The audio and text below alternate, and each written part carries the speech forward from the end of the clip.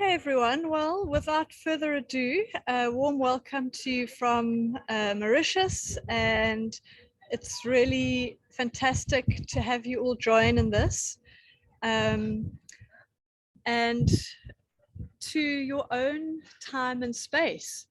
As the founder of innerFLOW, I have been inspired during COVID to really bring this work forwards in a way that I think we know now how much the world has shifted, and individually how much we've shifted in the process, either through choice or circumstance. Sometimes the transformation is really difficult. And I do believe, though, that when we're presented with these opportunities, that it's a time for us to burn off and to discard old patterns, undesired things in our life, our blueprints of our lives, and who we identify with as ourselves in these times, for the shift and the transformation to occur, one individual at a time, and as the global community as well. I'm still admitting a couple of people onto the call. So just giving introductions and just setting the landscape for today's hour with you all. I'm going to be taking us through, call it a presentation, but it's really going to give you a taste to interact in your own capacity. So if you've got a note and a notebook and you like to make notes, please have that available. Otherwise, you can just quietly do your own work and your own inquiry. And this will give you a flavor of some of the kinds of offerings and the services and the work that I'm going to be putting through initially in innerFLOW. So at the end, we'll have a bit of time for Q&A, and people then can also share. And please make use of the chat box as normal. If you've got questions or comments or things that you want to share with the group or with me, please feel free to make those comments as we go along. And right at the end of the call, so here's your incentive to stay until the end, is I've got two offers just for this group who are attending online and participating as gifts to you for being part of this launch today. So try and stay till the end if you can. If you can't for whatever reason, or we get logged out or connectivity drops or whatever happens, you're welcome to write into me afterwards to take me up on what those offers are as well. So I think we're going to begin. I'm going to do a share screen now, and let's take it away. Forgive me while I just get this set up quickly.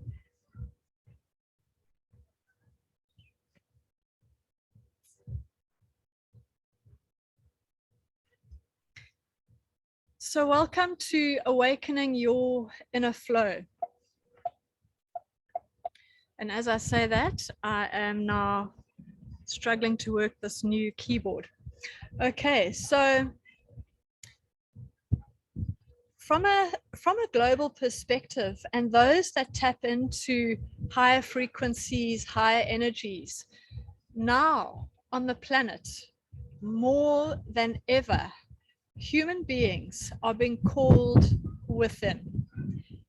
And so the opportunity for this time and investing in your time couldn't be at a more powerful time on the planet, and with the frequencies and the vibrations happening around us on other dimensions.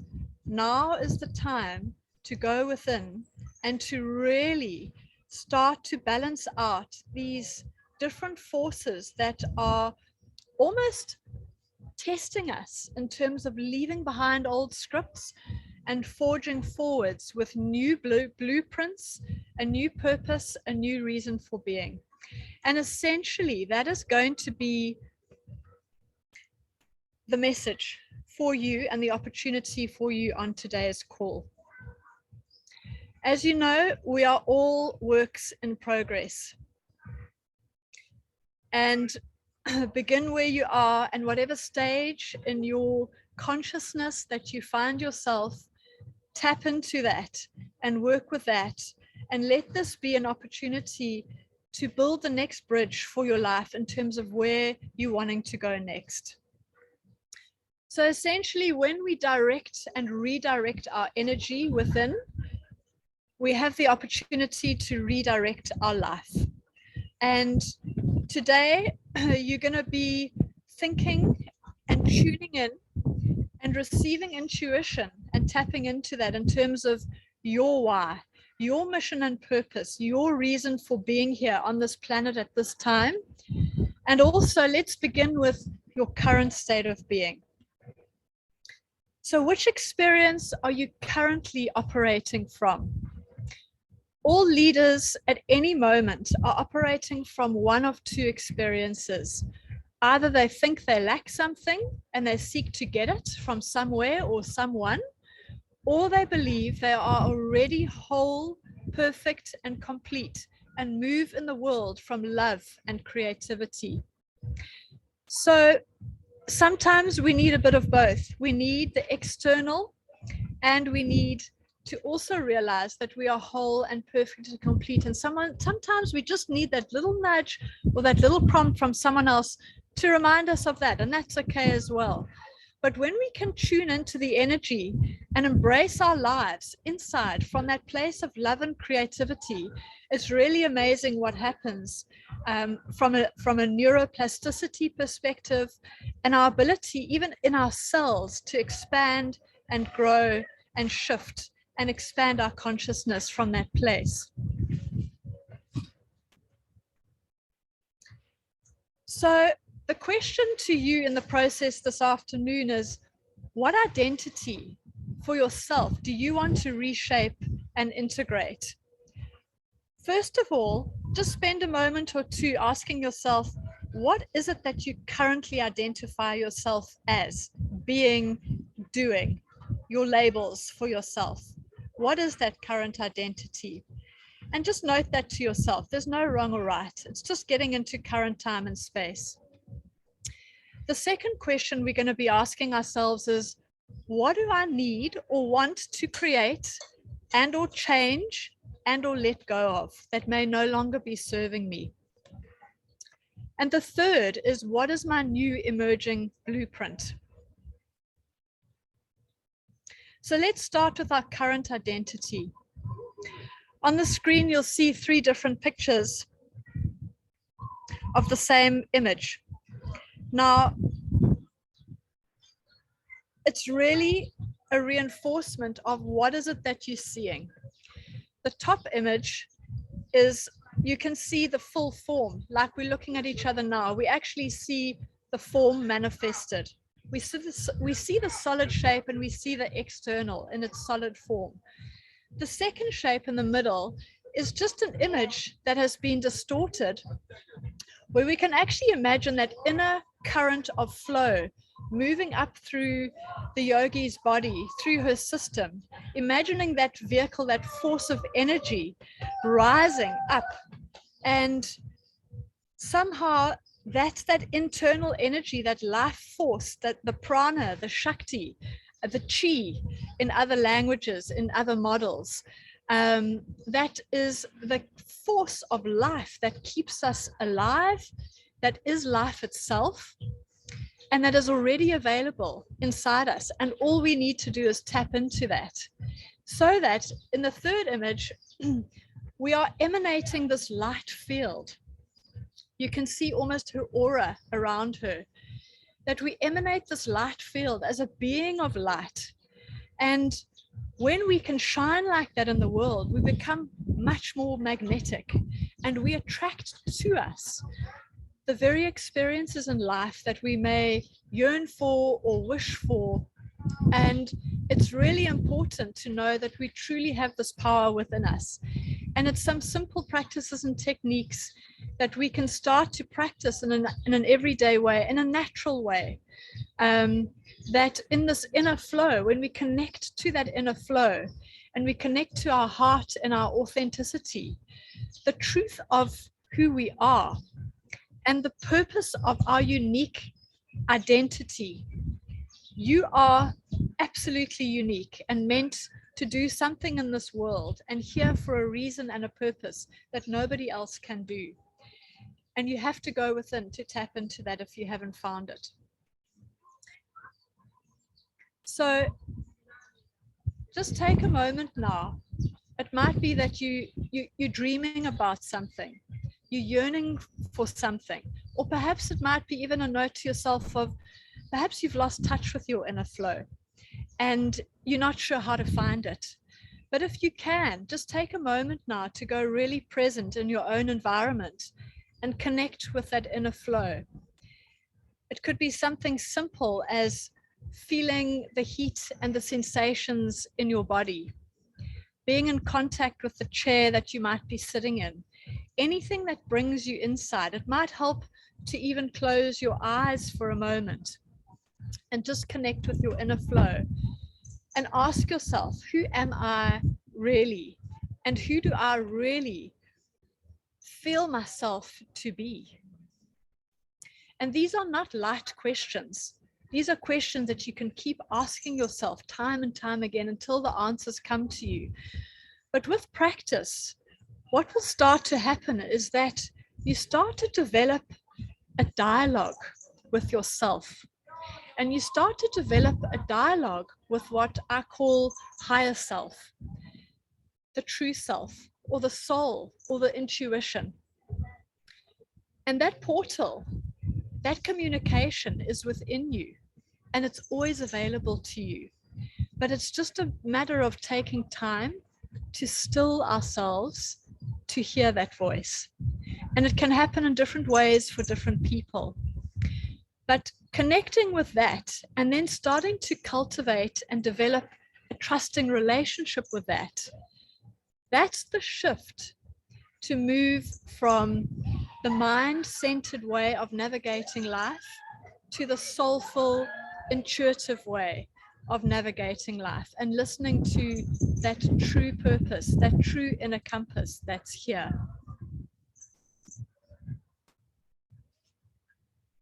So again, the process of what identity are you wanting to reshape and integrate for your life? I think COVID has brought us at different junctions in our lives, and many people are seeking this redirectionality. And what is it again that you need to create or change or let go of? Just start to note to yourself some of the things that pop into your consciousness at this moment in time. There's no right or wrong to your answers. They are for you.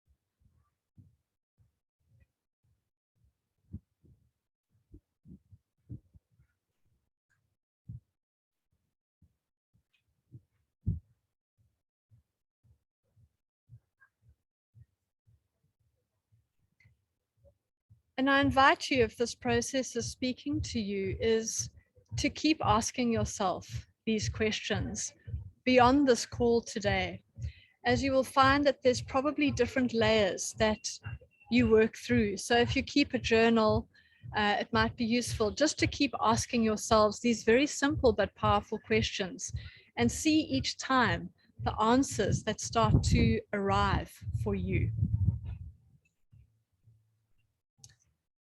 So one of the tools that I'm going to be working with in innerFLOW as I work with groups and individuals is Ikigai. And the concept of Ikigai is, your reason for being. What is your unique mission or purpose that you're here to fulfill in your life. And for each person, their ikigai is unique to them. And it's a combination of these elements of, I'm just going to move the screen so you can see this fully, of the center point of what you love, what the world needs, what you can be paid for, and what you're good at. So those are the 4 compass points or nodes of what lies at the center, that inner center of you, your ikigai. Another way to describe it in the Hindu tradition is, what is my dharma, or what is my swadharma? It's the same principle. And I've actually come to Mauritius just to share a little personal backstory with you, here for 3 weeks on a, call it a spiritual pilgrimage, some time out. I follow a guru who was born here in Mauritius, and he is here at the moment. And I've been attending his different events, his satsangs, his darshans. We've just had in the Hindu calendar one of the biggest events called Mahashivaratri. And everyone here, as Mauritius is mostly a Hindu culture, worships Lord Shiva over that time. And it's really a time where the constellation, the planets, and the new moon, in Mauritius, Mahashivaratri was celebrated over the 1st of March, where there's a new moon and the world descends in darkness. And what it actually represents is the mind going quiet, so that one can access the center still point of the soul. And hopefully in that time, old illusions, the delusion of what we are not in life, old patterns, old egoic traits fall away in this time. It's a very auspicious time and a very powerful energetic time. So ikigai, or what is your dharma? What is your reason for being? And it's these 4 different elements that then include you tapping into, what is your passion? What is your mission? What is your vocation? And what is your profession? And that helps you to lead to your heart's calling. And once you've accessed that and broken through to that, it's amazing how that life force from within also just starts to flow naturally and abundantly, because it's almost like the bullseye in your life. And listening to a lot of the followers of this particular guru asking their questions, I was fascinated to observe how many people today, so a few nights ago and a week ago, were asking him over and over again the same question. They would come to him of, but what is my purpose? I want to know what my purpose is in life. What is my dharma to follow? And it's a key question, and it's up for the world at the moment, because there's so much change and so much tumultuous energetic shifting going on, and so many trials and tribulations, that it's almost like we're in this, you know, when the ocean has all these cross currents and we pulled in different directions. It's how do you find your current, that when your boat sails, you're just in this absolute flow, and the energy flows in a very natural way and almost an effortless way. So people are awakening on the planet more and more as the consciousness raises on this planet. Businesses are having to wake up to really living their values, living on purpose. Cultures, you know, in humanity, it's much more of a humanitarian culture in the workforce. And, you know, as a consultant, as a coach, someone working along organizations, if that's what your vocation is, I'm encouraging you to just keep putting the message out to businesses and leaders and organizations. It's no longer about what you can take. It's what can you give? How can we all make this contribution? And often through service, if we're trying to find our ikigai and we're still not sure what it is, it's go and take action. Go and offer your services. Go and do charitable work, community work. Be kind, be generous, be giving. And through that, it opens the heart. And through that portal, often people can then find more and more, what is it that they're really passionate about? What do they enjoy? What do they feel most authentically connected to?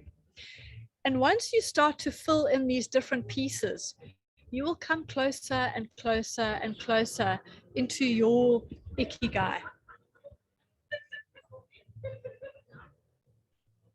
I'm just going to quickly have a look at the chat box. I see Shalene saying it's exactly what she asks daily. Sorry, Shalene, I only saw that message now. I'm not sure which slide you were referring to, but beautiful. So the next couple of questions that you can just ask yourself here is, how does your head, heart, hands, and spirit, or your soul, operate in you? And again, you can dissect it if you would like to. If you feel that there's a difference in your private or personal life, at home, at work, is there a difference? Do you show up differently? Do you leave parts of yourself behind? Or can you find a way that these parts of you are integrated, and that you're living that no matter where you find yourself, in whatever environment you're finding yourself, that your head, your heart, your hands, and your soul are all in alignment? Because that's obviously the ideal state, right? But none of us can say probably that we achieve that 24 hours around the clock. We may have glimpses where we come into flow like that and synchronicity. But just ask yourself that question. And then once you've identified that, how does that impact your role in the world of business and work? I'll share a personal story with you. Pre-COVID, a lot of the work that I was doing was in Johannesburg, in South Africa, actually for the last 15, 20 years, as a consultant, a coach, walking through the doors of mostly rather large organizations, often listed companies on the JSE, and they have a particular persona, they have a particular energy. And you walk through that front door, and I might have been going and working with the leadership team or group or division or department of an organization. And immediately I felt in my own self that I had to leave a part of myself behind. I had to put on a particular persona, a mask. I had to cover up aspects of myself, and I couldn't reveal all aspects of myself or fully be myself in the spirit that I am. It just felt like it wasn't appropriate. And during COVID, I did a lot of soul searching around the amount of pain that actually created in me. It felt like there was a splitting. There was a parking of an aspect of myself. And I made a conscious commitment that I was no longer going to live my life and the work that I put into the world in that way. And actually, my service, my ikigai, is to help people to do exactly the same. And that's why I'm asking you this question. How does this impact your role in the world of business and work in particular? Because it could be other parts of communities or societies that you belong, where you feel that there's the split off. And how do you become conscious of these operating in yourself and in the systems of others? And I truly believe that today, more and more, we're having to embrace and marry these different facets for wholeness. And it's healing first of ourselves and recognize these aspects of ourselves, and then helping others. Because ultimately, if we're wanting a healed world and a whole world, it begins with us, right?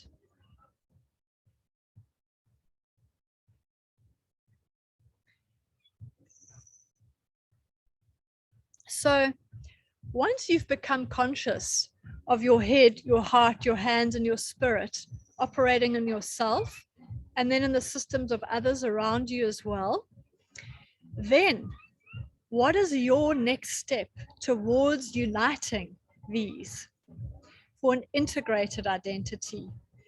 that will then be much more aligned to living on your purpose and ultimately to be living out your highest purpose for being here.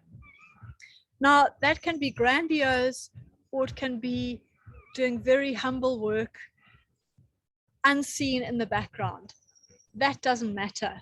But when you know and you're living aligned to your higher purpose, there's an integration that happens in your being.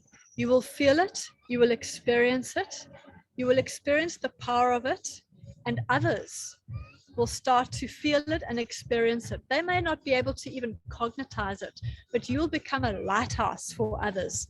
You will start to notice that people want to be in your space and around you more and more because of what you're emanating from the inside.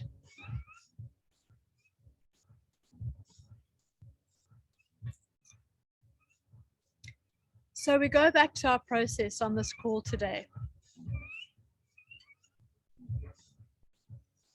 The third question for you: what is your new emerging blueprint?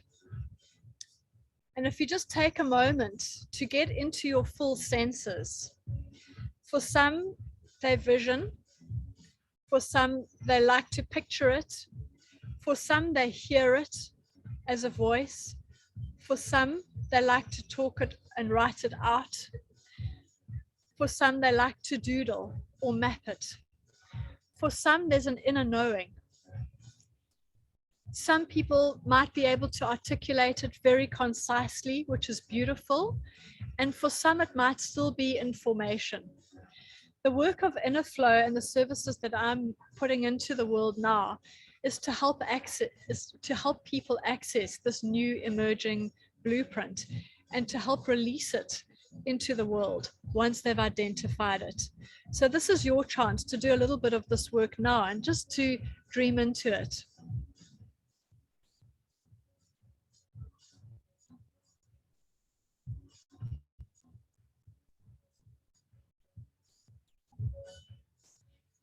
So another map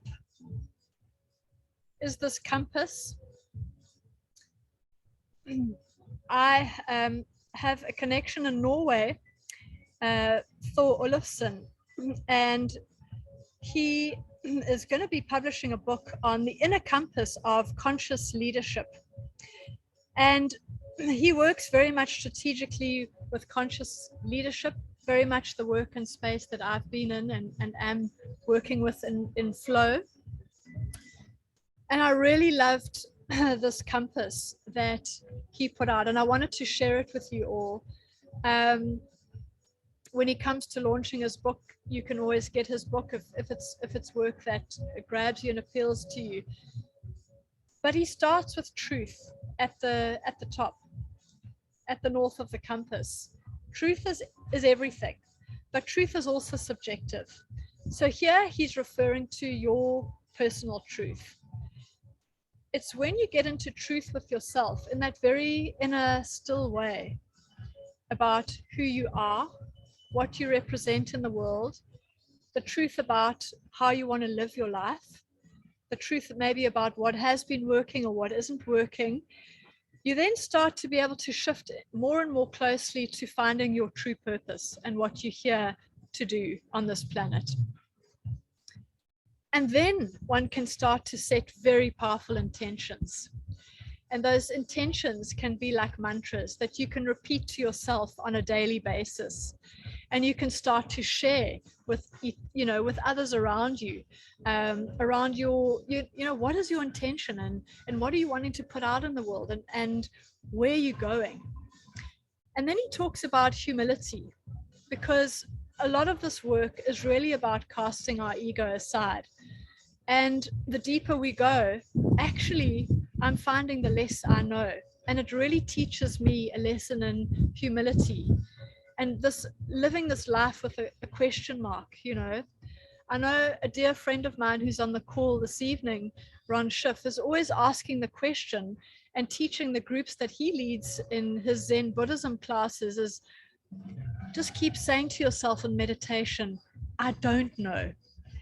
And it's one of the ways that we can really help to subdue that ego when it starts to become inflated or even excited by our ideas that we have. Because often when we enter onto this path and we suddenly in our purpose, actually it can be another way of spiritual ego living out as well. And we have to be very careful of these traps. So the path of humility is really key. And then trust. Trust that you are receiving the guidance. Trust that you have an inner knowing. Trust that your soul and your higher self is going to lead you to where you need to go next. And sometimes that is only literally revealed in the 11th hour. Trust that as well. And gratitude. You know, the act of gratitude for the big things, the small things on a daily basis has been one of the lifesavers for me in my life. As soon as I find myself grumbling or mumbling or dissatisfied, I immediately try and shift to what can I be grateful for in this moment? Is it my health? Is it the beautiful location that I'm finding myself and blessed to be in? Is it that I'm sharing passion and purpose with others on a call like this? And we're all in this common purpose together. Whatever it is for you, that you've had a meal today, look around you in your world for things that you can be grateful for, the big and the small. And then compassion. It's interesting on LinkedIn how there's been this explosion of communication around leading with compassion. And it's really going back to that leading with heart, but there's heart and backbone in compassion. And how do we stay in our center where we can be compassionate towards others, but we don't have to be taken off track by the suffering in the world either. But compassion is a key ingredient on this path. And sometimes we ourselves have to take the hard knocks to really find compassion for things, people, situations that otherwise we would completely overlook. And I found in my own life, just by having the hard knocks in life, simple, just simple things like the obstacles that one faces or the challenges that one faces, how that can lead to a much more compassionate outlook on life and to be able to be there compassionately for others that perhaps we would have dismissed or overlooked in our everyday walk of life. And forgiveness. I think Mother Teresa was such a great exemplar on this planet, possibly one of the greatest, along with Nelson Mandela, the Dalai Lama, on forgiveness. When someone has done you wrong, the prayer to ask for the ability to forgive others. And this doesn't necessarily come in one go either. Sometimes it takes years in a situation to truly forgive, to truly let go, to truly release. Or it can happen instantaneously. The process is unique for every individual. But forgiveness is one of these major things that helps us to let go of the past and to forge forward and allow our new personal blueprint to come forwards and to embrace it, to move into the future. So, a call to yourselves. What is your personal contribution going to be? Not just on this call today, but what is your personal contribution going to be for your life? Your ikigai. What is your personal contribution in your purpose and reason for being in your life going to be? And you may not be able to answer that great big question for your life today, and that's okay. Then tailor it down to taking the first small step.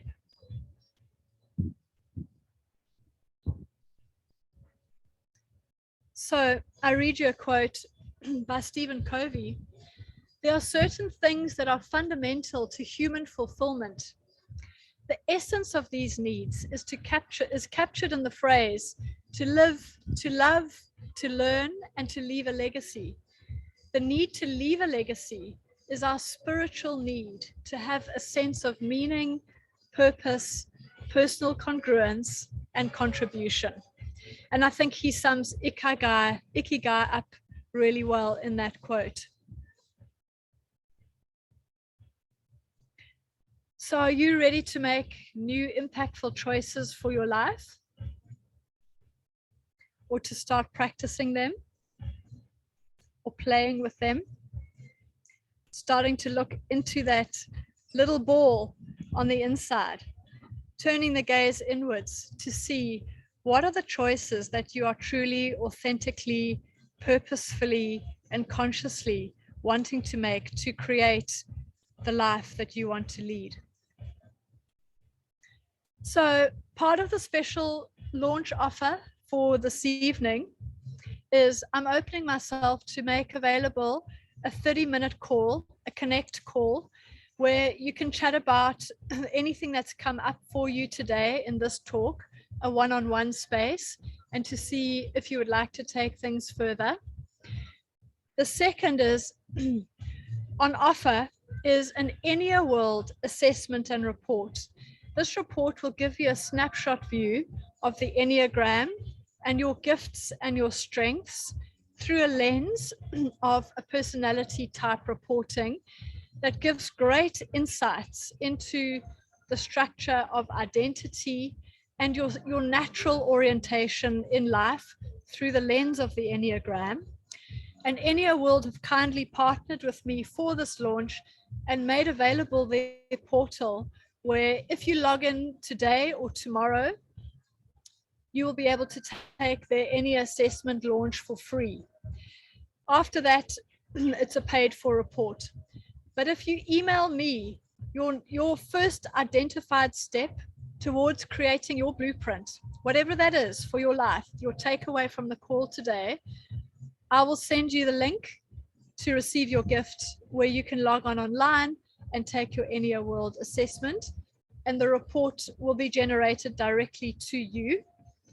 And that's your gift for this evening.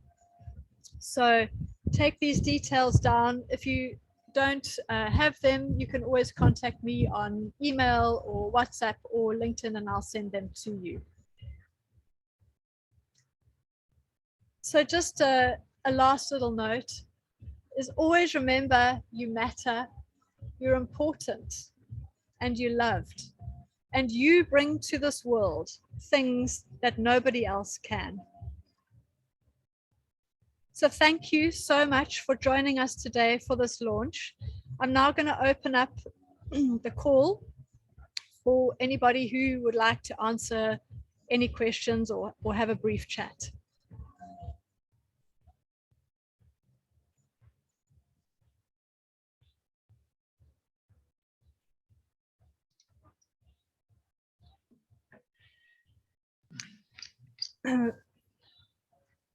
I think, yeah, okay. Dan, you're raising your hand. Hi. Howdy. Thank you. Pleasure. I know that view. Sitting in the harness. Yeah, the mountain back there. Wow, one of the things we're grateful for. Hello. Hello, honey. Hi. Hi. A reflection first, just a few of the or a reflection and appreciation of just timing of this event and the things that you had to say, and that's always inevitably very personal, but I just wanted to voice that fact. So some good affirmations and reaffirmations and etc. And then Wonderful. Thank you, Dan. cool. And then a question I think would be, how are you feeling in the ikigai?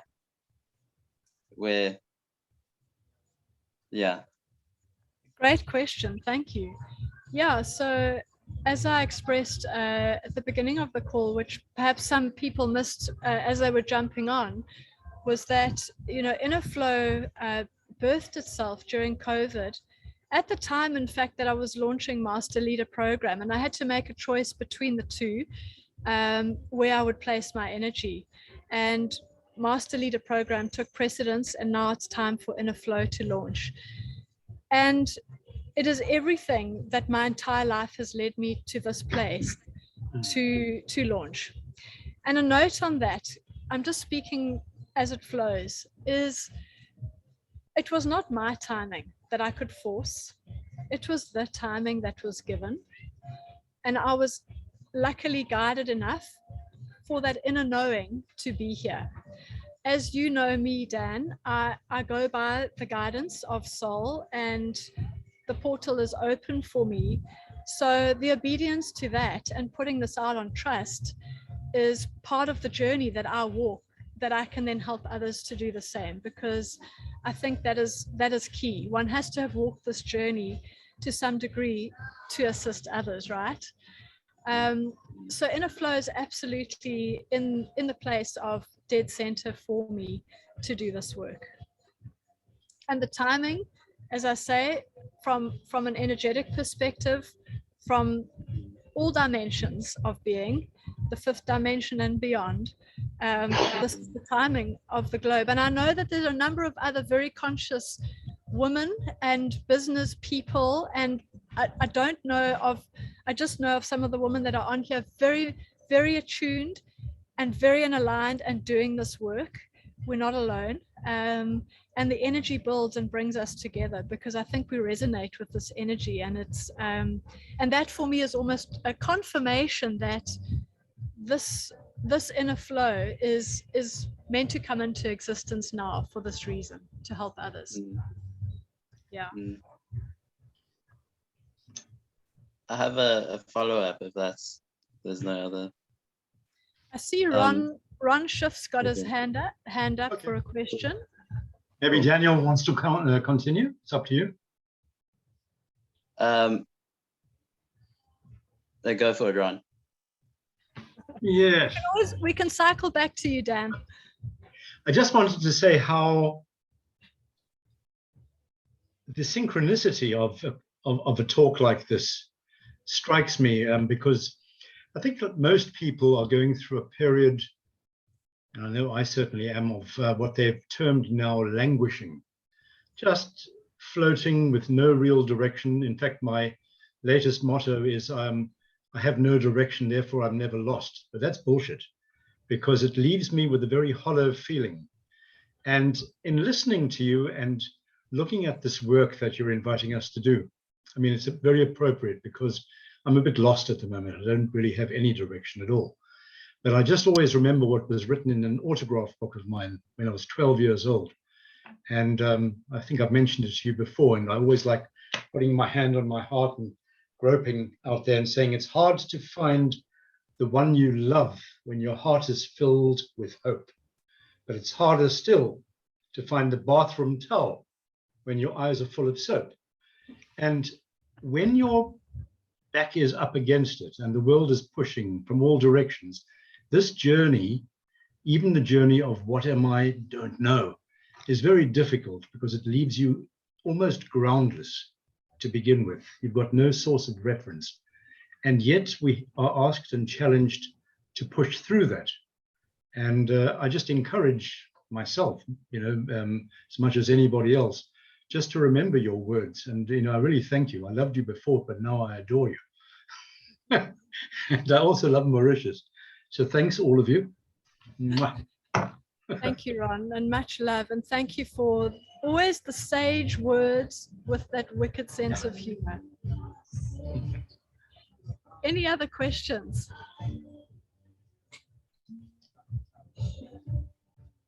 Or anyone would like to share on the call? Anything? I don't want to hug, but I see. Sorry, I'm not sure. It's Shalene. You had your hand up. Yes, I just wanted to, just as Ron said, the synchronicity of this introduction, and I just find that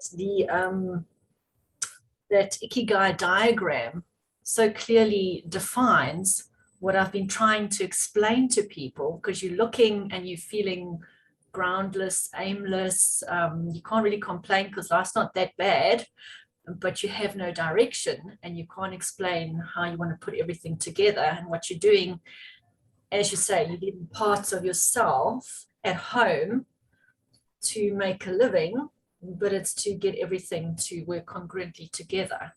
And that's just been a great, it's just been great to see that in a picture format, and you can go, that's it. That's what I'm looking for. So thank you, Anita. No, pleasure. Yeah, that Ikigai is a really nice model that really does help to frame it and tie it together concisely.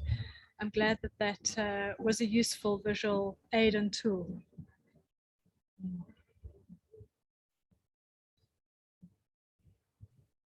Anybody else? If not, we'll cycle back to Dan. Dan, the stage is yours. Cool beans. Thanks, Ron. It's a great pleasure to be lost. Privilege, maybe. An insight I had in terms of your Ikigai that you're sharing with us, Anita. In terms of this looking to integrate parts of one's life in one's in the way that one conducts oneself, and this moment that we've been in, and the skills that will be required in order to take this kind of perspective into a business, and especially a larger business place, like a larger corporate structure. That seems like a really big challenge, and something that someone who's versed in that kind of culture would be up to. So I'm getting more and more of a sense of where you are fitting, and that's being afforded by you following that Ikigai. And I'm excited to see how you can help people do that, because it seems to be like really the challenge. Yeah, so I just want to share that. Yeah, thank you. And for me, it starts one individual at a time, one leader at a time, starting with them, building the trust, helping them to find it on the inside, and that in itself opens up spaces where perhaps they then want to work with their team, etc., etc. But for me, it's working with one heart, one soul at a time. There's always the beginning place. The depth work, the transformation work, it's not about reaching the masses. Here, it's really about reaching those who are ready for this work, who want to do the work, who committed to doing it, who truly see the value in it, and they put their skin in the game by doing it.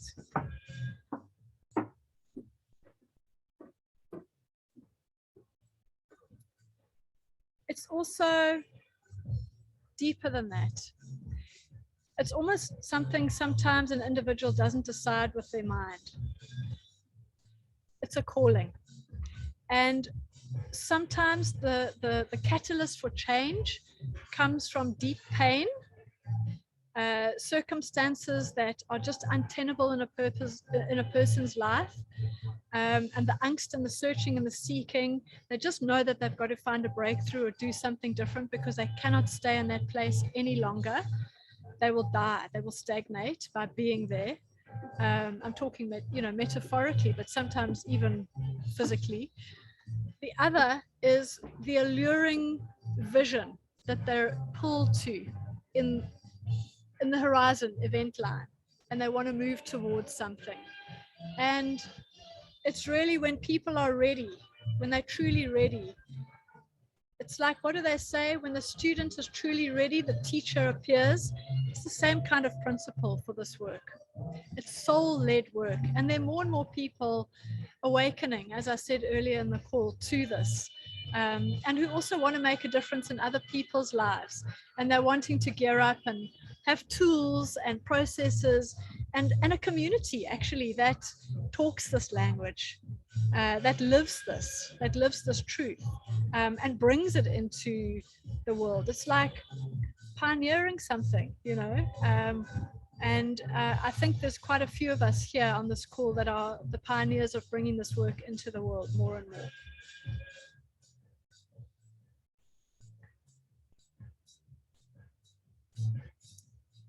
I'm seeing a few heads bobbing.